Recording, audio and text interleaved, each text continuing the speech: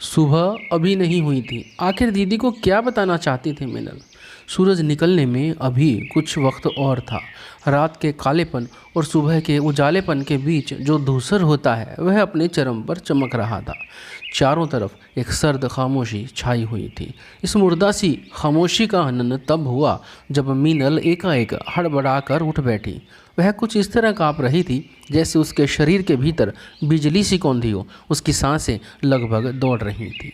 अपने आसपास देख उसे कुछ राहत महसूस हुई और उसने तसल्ली जैसी किसी चीज़ की ठंडी आह भरी। वह एक बुरा सपना था। उसे अपने सपने पर खींच हो आई। ज़्यादा खींच शायद इस बाबत थी कि आज भी कोई बुरा सपना आने पर वह बच्चों सी सहम जाती है। उसने घड़ी की ओर देखा तो एक नई निराशा ने उसे घेर लिया। वह घंटों का जोड़ भाग करती कि उसे याद हो गया कि कमरे में वह अकेली नहीं है। उसे हैरत हुई कि जो कुछ सामने हो उसे कितनी आसानी से भूला जा सकता है। वह धीमे कदमों से हॉल की तरफ बढ़ी। उसे यह देख राहत हुई कि उसकी हलचल से रजत की नींद में कोई खलल नहीं पड़ा था। वह अपना सपना भूल एकटक रजत को निहारने लगी। जिसे आप प्रेम करते हो उसे चैन से सोते हुए देखना भी अपने आप में एक बहुत बड़ा सुख होता है। वह खड़ी हुई और धीमे कदमों से पूरी सावधानी बरतते हुए ताकि कोई शोर न हो कमरे में टहलने लगी। अनायास ही कांच की लंबी खिड़की के सामने आकर उसके कदम ठिठक गए। उसकी नज़र कांच की लंबी खिड़की से बाहर पड़ी तो उसकी आंखों में जादू भर आया। खूब घने पाइन और देवदार के पेड़, हर जगह बर्फ और धीमी पड़ती बर्फबारी, दूर शून्य में दिखती हुई पहाड़ों की एक धुंधली सी परछाई। उसे ऐसा लग रहा था जैसे यह लैंडस्केप वास्तविकता में न होकर किसी महान चित्रकार की उसके सामने की गई कोई पेंटिंग हो। यह नायाब नज़ारा धीरे धीरे उसके भीतर उतरने लगा। अब उसके और इस अद्भुत नज़ारे के बीच बस कांच का एक टुकड़ा था। जैसे वह अपनी पूरी ताकत लगा बाहर की दुनिया के खुलेपन को मीनल के भीतर के बंद से मैला होने से बचाने की जद्दोजहद में हो। मीनल को लगा जैसे उसकी अपनी इस दुनिया से केवल 2 कदम दूर कोई दूसरी बहुत ही खूबसूरत दुनिया बसती है। जैसे पहली बार उसकी अपनी दुनिया और वह जिस दुनिया में होना चाहती है उनके बीच एक ऐसा फासला है जिसे वह सचमुच तय कर सकती है। उसने मन ही मन कुछ निश्चय किया और शायद वहीं कुछ एक चिट में लिख शीशे पर चिपका कर और ठंड के मुताबिक कपड़े पहन अपने कमरे से बाहर आ गई। मीनल को इस वक्त कोई जल्दी नहीं थी। वह बर्फ़ की फिसलन से बचते हुए धीमे और सधे कदमों से आगे बढ़ने लगी। उसका बस चलता तो वह वक्त की धार को रोक इसी पल में सिमट जाती। शायद वह खुद को पूरा सोख लेना चाहती थी। चलते चलते उसे लगा कि यह वही समय है जब सब कुछ बहुत दूर नज़र आता है, हमारी पहुंच से बिल्कुल बाहर रह जाते हैं तो केवल हम, और बच जाता है हमारा नितांत अकेलापन या मीठा एकांत।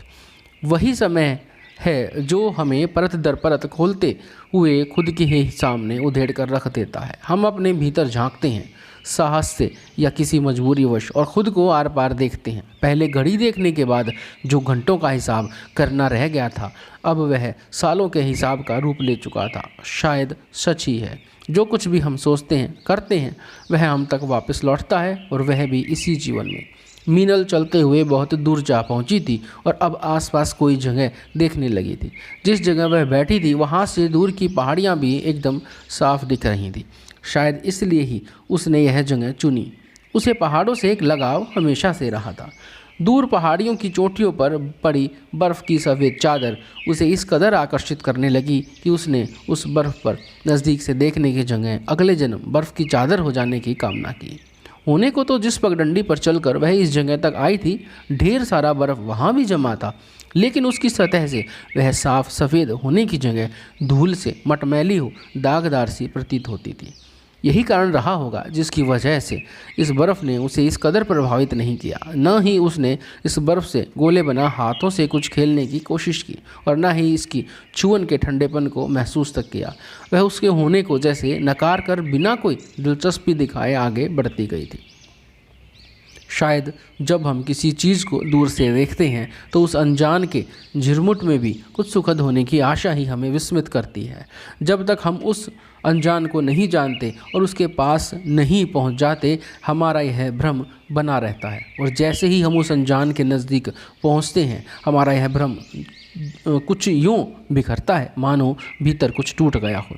ऐसा टूट जो किसी की नज़र में आने का मोहताज नहीं होता, जिस टूट को केवल हम देख सकते हैं, जिसकी पीड़ा केवल और केवल हम खुद महसूस कर सकते हैं। पहाड़ों के सौंदर्य और सुनहले पुराने दिनों के बीच ज़रूर कोई अदृश्य लेकिन घनिष्ठ रिश्ता होता है, एक ऐसा रिश्ता जिसमें कभी गांठें नहीं पड़ती। मीनल को भी पहाड़ों की गोद में बैठ बीते किस्से याद हो आए। जीवन भले ही गंदे पानी के तालाब की तरह ही क्यों न रहा हो, उस गंदे से गंदे कीचड़ के बीच भी कुछ हसीन दिलकश यादें कमल की तरह उगाती हैं, और यादें वे भी जिनके गुजरते वक्त हम अनुमान भी नहीं लगा सकते कि ये हमारे जीवन का हिस्सा बन हमारे अंत तक साथ रहेंगी और जिनसे लिपट कर हम अपना सारा जीवन गुजार देना चाहेंगे। याद आए किससे अमूमन किसी बीते हुए प्रेम के होने चाहिए थे, किसी प्रेमी के होने चाहिए थे, लेकिन बादलों में मीनल को जो आकृति दिखाई दी वह बड़की दीदी की थी। उसने गहरी सांस अंदर खींची और कसकर आंखें भींच ली, लेकिन इसके बाद भी पलकों के घने अंधेरेपन में जब बड़की दीदी नजर आई तो वह कुछ काँप गई। उसने धीरे से आंखें खोली। यूँ बड़की दीदी को याद करने की कोई ख़ास वजह नहीं थी, और इस वक्त तो बिल्कुल भी नहीं, पर शायद हमारी ज़िंदगी के कुछ चुनिंदा खास लोग हमें इस तरह याद आते हैं, बेवजह और बेवक्त।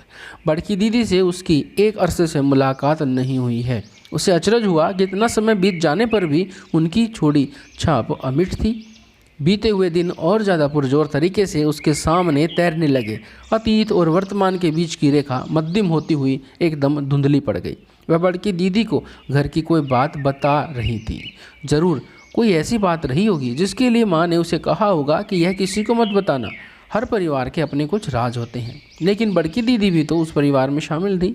बड़की दीदी को वह बात कहते हुए उसकी आवाज़ में कोई संकोच नहीं था और ना ही कोई लाग लपेट थी। वह बेधड़ल्ले से बोल रही थी। बड़की दीदी एकमात्र इंसान थी जिनके सामने वह अपनी हर बात रख सकती थी, जिनके सामने वह खुलकर रो सकती थी, और ज़िंदगी में किसी ऐसे इंसान का होना जिसके सामने आप खुलकर रो सकें किसी वरदान से कम नहीं हुआ करता। एक बार उसने बड़की दीदी से कहा था, काश इंसान ने कोई ऐसी वॉशिंग मशीन भी बनाई होती जिसमें मैं मैले रिश्तों को चमकाया जा सकता, उसके सारे दाग धब्बे साफ़ किए जा सकते और सारी गिरहें खोली जा सकती। बड़की दीदी उससे सहमत नहीं थी। उन्होंने कहा था, बिना गिरोह का रिश्ता कभी मुकम्मल नहीं होता। जब तक दो लोग उन गिरोह को खोलने का खुद तकल्लुफ़ न उठाएं या उन गिरोहों के साथ भी अपने रिश्तों को न सहेज पाएं, वह रिश्ता मुकम्मल कैसे होगा। कई बार मीनल ने सोचा था कि बड़की दीदी उनके रिश्तों की गिरहें खोलने का प्रयास क्यों नहीं करती, पर उनके रिश्ते में दूरियां किस दिन या किस बाबत आएँ, इस पर ठीक ठाक उंगली रख पाना मुमकिन नहीं है। कई बार रिश्तों में किसी की कोई गलती नहीं होती, वह रिश्ता धीरे धीरे स्वयं खोखला हो जाता है या समय की बलि चढ़ जाता है। क्या प्रयास कर एक मरे हुए रिश्ते को जिंदा किया जा सकता है? मीनल ने खुद को झंझोड़ा। बड़की दीदी कहाँ सोचती होंगी मेरे बारे में, कहाँ मुझे याद करती होंगी। इतने सालों में एक फ़ोन नहीं, एक मैसेज नहीं। क्या उन्हें कभी मेरी कमी महसूस नहीं हुई? मैं कैसी हूँ ये जानने की इच्छा नहीं हुई? कितनी खट्टी मीठी स्मृतियाँ, साथ बिताए साल, क्या सब कुछ? सवाल खुद से था तो जवाब भी खुद ही देना चाहिए था, लेकिन मैंने भी कहाँ किया उनसे संपर्क। शायद उन्होंने भी कई दफ़ा सोचा हो पर ना कर सकी हों। अक्सर रोज़मर्रा की जिम्मेदारियाँ पुराने रिश्तों पर हावी हो जाया करती हैं। उसने खुद को ही समझाने की कोशिश की। उसने अपने फ़ोन में वह मैसेज खोला जो वह लिख कर कई बार पढ़ चुकी है। वह मैसेज जो उसने बड़की दीदी को लिखा तो था लेकिन कभी भेज नहीं सकी। वह यह सब सोचते हुए बर्फ़ में ही लेट गई। फिर अचानक लगा कि वह कुछ निश्चय करती। इतने में ही उसे रजत की आवाज़ करीब आती सुनाई दी। मीनल, यह क्या, तुम सफ़ेद जैकेट तो धूल में सन गई। चलो अब जल्दी इसे बदल लो, फिर घूमने भी जाना है। आपको यह कहानी कैसी लगी कमेंट बॉक्स में ज़रूर